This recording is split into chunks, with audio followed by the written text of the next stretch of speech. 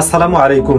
ভারত সরকার বাংলাদেশের Jamuna television, ৭১ television সহ প্রথম সারির 4টি গণমাধ্যমের সম্প্রচার ভারতে বন্ধ করে দিয়েছেন। এখনই সময় এসেছে ভারতীয় চ্যানেলগুলো আমাদের বাংলাদেশে বন্ধ করে দেওয়ার।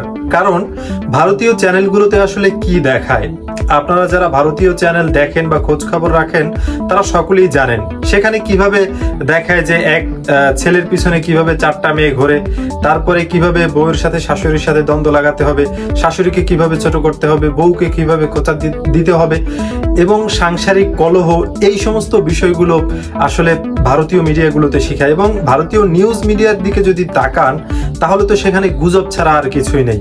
বিশ্বের একেবারে শীর্ষে ভারতীয় মিডিয়া গুজব ছড়ানোর কাতারে যদি তাদের সিরিয়াল করা হয় বা র্যাঙ্কিং করা হয়, সেখানে ভারত একেবারে প্রথম সারিতে থাকবে। সেক্ষেত্রে ভারত যদি বাংলাদেশের চ্যানেল বন্ধ করে দেয়, এখনই উপযুক্ত সময় এসেছে বাংলাদেশেরও ভারতীয় যেই চ্যানেলগুলো রয়েছে সেগুলো সম্প্রচার বন্ধ করে দেওয়ার জন্য। কারণ ভারতকে যদি চোখে চোখ রেখে কথা বলা না যায় তাহলেই ভারত আমাদের গলায় পাড়া দিবে। আর ভারতের কাছে আপনি যতই নরম হতে যাবেন ততই ভারত আপনার মাথায় উঠে বসবে। ভারত এটাই চাইবে, ভারতের এটাই রাজনৈতিক স্ট্র্যাটেজি। আর আপনি যত ভারতের চোখে চোখ রেখে কথা বলবেন, যত ভারতকে চোখ রাঙানি দিবেন, তত ভারত বিড়াল হয়ে যাবে বা পিছু হটতে বাধ্য হবে। আমাদের সীমান্তে আপনারা দেখেছেন হাসিনা সরকার ক্ষমতায় থাকতে ভারতীয় বিএসএফ তারা যেভাবে করে বাংলাদেশের বিজিবির উপরে বা বাংলাদেশের জনসাধারণের উপরে পার্শ্ববিকতার স্টিম রোলার চালিয়েছে, দেখা মাত্রই গুলি করে দিয়েছে, বাংলাদেশের ভিতরে এসে ধরে নিয়ে গিয়েছে। অথচ এখন বাংলাদেশের বিজিবি যখন ঘুরে দাঁড়িয়েছে তখন বিএসএফ বাংলাদেশের বিজিবির পা ধরেছে, তেমন ভিডিও কিন্তু আমরা সোশ্যাল মিডিয়ায় দেখতে পেয়েছি।